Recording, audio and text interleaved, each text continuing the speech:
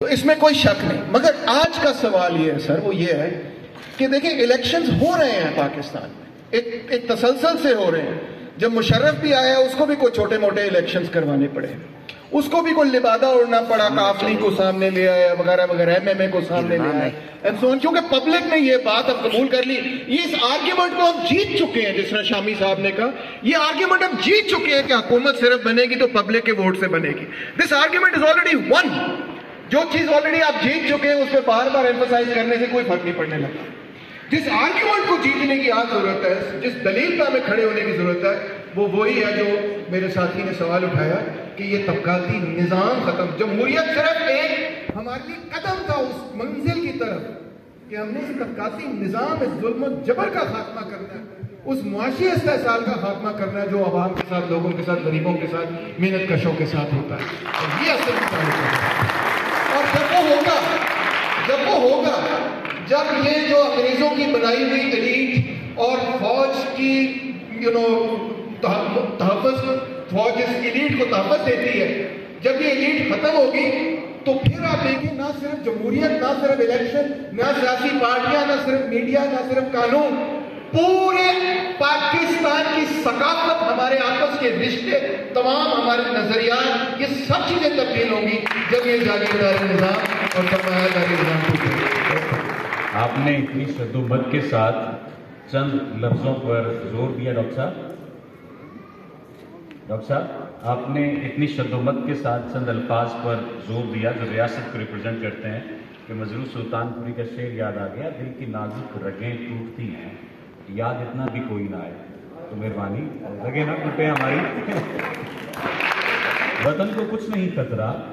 نظام زر ہے خطرے میں، حقیقت میں جو راہزن ہے وہی راہبر ہے خطرے میں،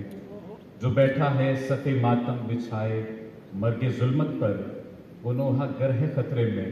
وہ دانشور ہے خطرے میں، اگر تشویش لاحق ہے تو سلطانوں کو لاحق ہے، نہ تیرا گھر ہے خطرے میں نہ میرا گھر ہے خطرے میں۔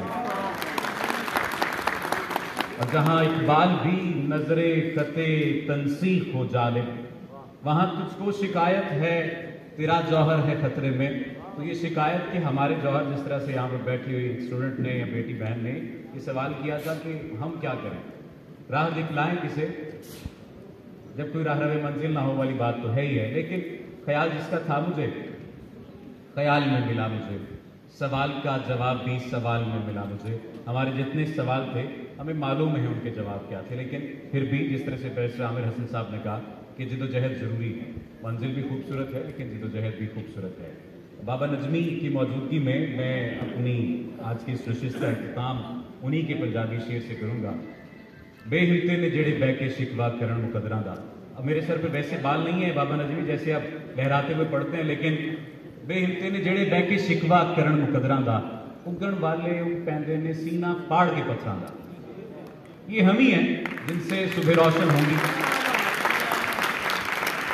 یہ ہم ہی ہیں جو خلت کو انکار کریں گے، اور یہ ہم ہی ہیں جو 81 نشستوں والی پارٹی کو روکنے پر مجبور کریں گے کسی دوسری جماعت کو مضبوط کر کے، کیونکہ کہیں نہ کہیں عوام پر یہ ذمہ داری عائد ہوا کرتی ہے کہ وہ کس قسم کی تبدیلی، کس قسم کی جمہوریت اور کس قسم کے نظام کو سپورٹ کرتے ہیں۔ تو اگر ہم شعور کے نزدیک ہوں گے تو جمہور ظاہر مضبوط ہوگی۔ آپ تمام لوگوں کی سماعتوں کا شکریہ، فردن آپ تمام لوگوں کا شکریہ، بیرسٹر صاحب آپ کا بھی شکریہ سر، مجیب الرحمان شامی صاحب آپ کی موجودگی کا شکریہ، حامد صاحب آپ کا شکریہ، ڈاکٹر صاحب آپ کا بھی شکریہ کہ آپ نے معاشرتی نبض پہ ہاتھ رکھ کر تھوڑا ٹٹولا اور بتایا کہ ہاں یہ نبض اس انداز سے چلنی چاہیے۔ آپ تمام لوگوں کا بہت شکریہ۔ آپ تمام مہمانوں کے ہیں